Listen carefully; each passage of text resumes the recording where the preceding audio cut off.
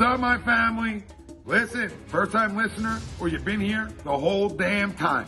Hit that like, hit that subscribe, giddy up, let's go, enjoy the clip, no notes. All right. So, sounds like a good match, first off. Not it was great. The recap doesn't do it justice. I was going to say, for a shitty recap, it sounds like the match was really good. Mm-hmm. But honestly, I'm going to have to disagree with the poll. Kenny Omega was not the right person to win this match. I feel like this should have been, at this point in the entire run, this is where the downfall of Kenny Omega should have started. I don't disagree. Do what? I don't disagree. You should have had Jungle Boy win it. Now Kenny Omega's kind of questioning himself. Did I really just lose to this kid?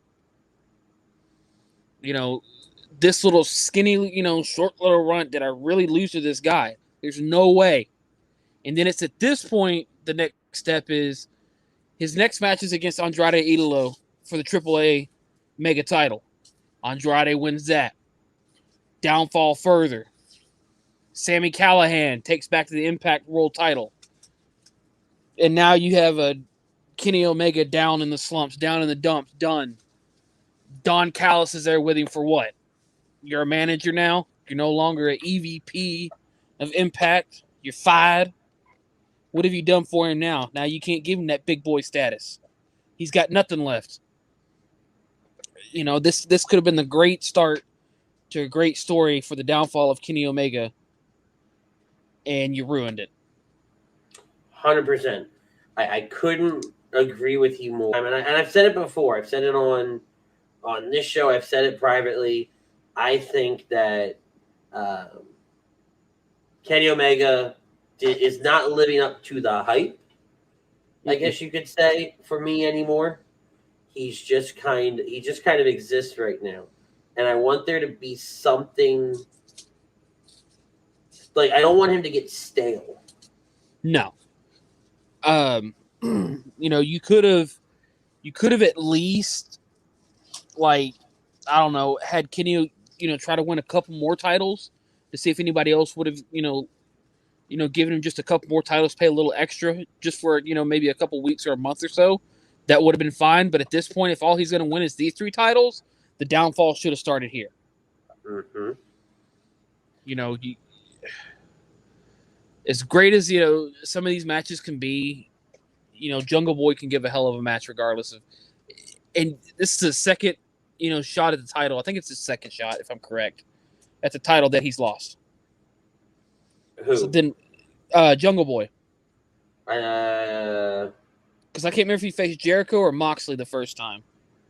I'm not sure. I think it was Jericho. But at this point, it's like, why do you keep giving Jungle Boy all these? Like, I get it. You try to build him up, try to make him look good.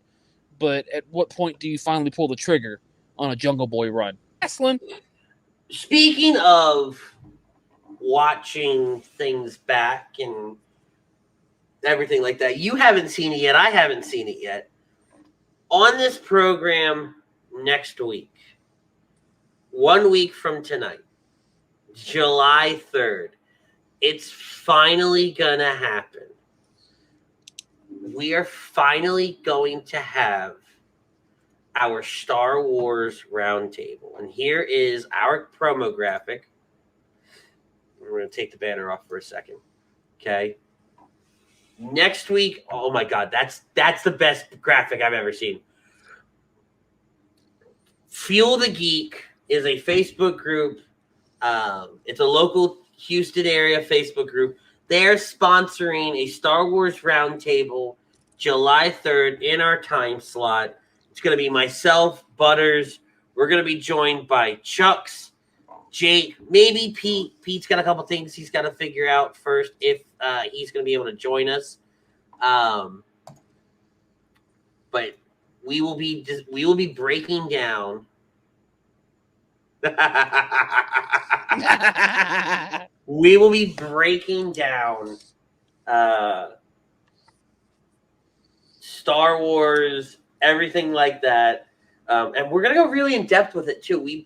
Chucks and I separately, ever since we got StreamYard, have really hardcore talked about wanting to do some of these fandom shows. And this is hopefully the first of many. We got friend of the podcast, Chef Andrew Gibson, chiming in. Hey, guys, what's up, Chef? How we doing, my man? And Frank goes, yeah, I had to make Jake Princess Leia. Somebody had to be Leia. I love it. I absolutely